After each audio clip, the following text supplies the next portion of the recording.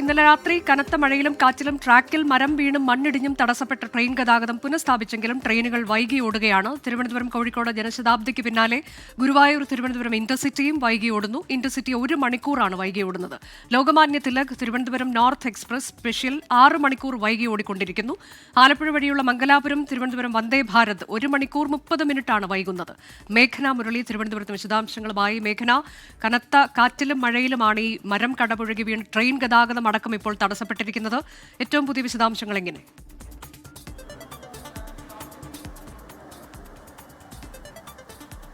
അനുജ, തിരുവനന്തപുരം ഡിവിഷനിൽ ഇന്നലെ മുതൽ തന്നെ ട്രെയിനുകൾ പലതും വൈകി ഓടുന്നു എന്നുള്ളതാണ്. അതിൽ ഇന്നലെ തന്നെ കഴക്കൂട്ടം ഭാഗത്തടക്കം റെയിൽവേ പാളത്തിലേക്ക് മരം വീണ് വലിയ ഗതാഗത തടസ്സം ഉണ്ടായിരുന്നത്.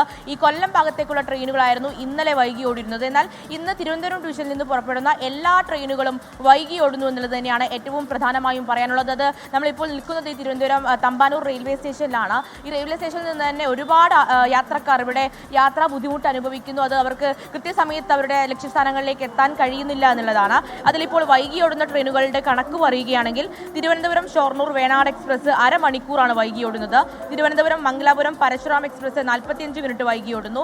നാഗർകോവിൽ മംഗലാപുരം ഏറനാട് എക്സ്പ്രസ് 45 മിനിറ്റ് വൈകി ഓടുന്നു. അതുപോലെ തന്നെ കാസർഗോഡ് നിന്ന് തിരുവനന്തപുരത്തേക്കുള്ള വന്ദേ ഭാരത് 1.5 മണിക്കൂറാണ് വൈകി ഓടുന്നത്. അങ്ങനെ പല ട്രെയിനുകളും, അതുപോലെ കോട്ടയം വഴി പോകുന്ന ലോകമാന്യ തിലക് തിരുവനന്തപുരം നോർത്ത് എക്സ്പ്രസ് 6 മണിക്കൂറാണ് ഇപ്പോൾ വൈകി ഓടിക്കൊണ്ടിരിക്കുന്നത്. അതുപോലെ തന്നെ ഗുരുവായൂർ എക്സ്പ്രസ് 2 മണിക്കൂർ വൈകി ഓടുന്നു. അങ്ങനെ ഈ റെയിൽവേ സ്റ്റേഷനിൽ നിന്ന് പോകേണ്ട, അതായത് തിരുവനന്തപുരം ഡിവിഷനിൽ നിന്ന് പുറപ്പെടേണ്ട പല ട്രെയിനുകളും വൈകി ഓടുന്നു എന്നുള്ളതാണ്. അതുപോലെ ഈ ഗുരുവായൂർ തിരുവനന്തപുരം ഇന്റർസിറ്റി എക്സ്പ്രസ് 1 മണിക്കൂറാണ് വൈകി ഓടുന്നത്.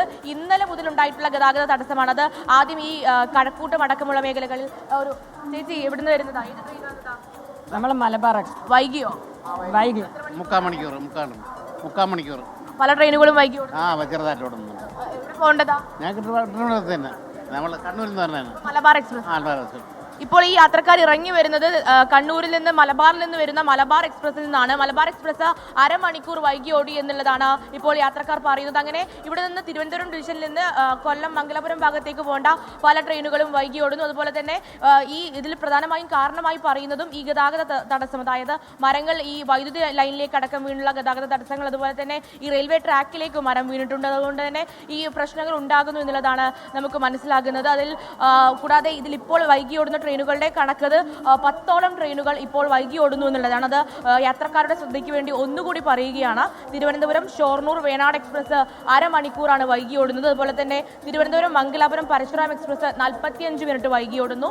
നാഗർകോവിൽ മംഗലാപുരം ഏറനാട് എക്സ്പ്രസ് 45 മിനിറ്റ് വൈകി ഓടുന്നു. അതുപോലെ തന്നെ വന്ദേ ഭാരത് 1.5 മണിക്കൂർ വൈകി ഓടുന്നുണ്ട്. അങ്ങനെ യാത്രക്കാർ പ്രത്യേകം ശ്രദ്ധിക്കുക, കാരണം ഈ തിരുവനന്തപുരം ഡിവിഷനടക്കം ഒരുപാട് ട്രെയിനുകൾ വൈകി ഓടുന്നു എന്നുള്ളതാണ്. കൂടുതൽ വിവരങ്ങൾ നമുക്ക് ലഭിക്കാറുണ്ട്. 10 മണിയോടുകൂടി തന്നെ കൂടുതൽ റെയിൽവേ അപ്ഡേഷൻ വരും. അതനുസരിച്ച് എത്ര ട്രെയിനുകൾ കൂടുതൽ വൈകി ഓടുന്നു എന്നുള്ള കാര്യങ്ങൾ മനസ്സിലാക്കാൻ കഴിയും. എന്തായാലും യാത്രക്കാർ കൂടുതൽ ബുദ്ധിമുട്ടുന്നു എന്നുള്ളതാണ്. ഇപ്പോൾ വരുന്ന ഒരു വിവരം അനുസരിച്ച് ഗുരുവായൂർ എക്സ്പ്രസ് 2 മണിക്കൂർ വൈകി ഓടുന്നു എന്നുള്ളതാണ്. തിരുവനന്തപുരത്ത് നിന്ന് വിവിധ ഇടങ്ങളിലേക്ക് പോകുന്ന ട്രെയിനുകൾ, 10ഓളം ട്രെയിനുകൾ നിലവിൽ വൈകി ഓടുന്നുണ്ട്. ഏറ്റവും പുതിയ അപ്ഡേഷൻ അല്പസമയത്തിനകം നമ്മൾ ലഭ്യമാക്കും.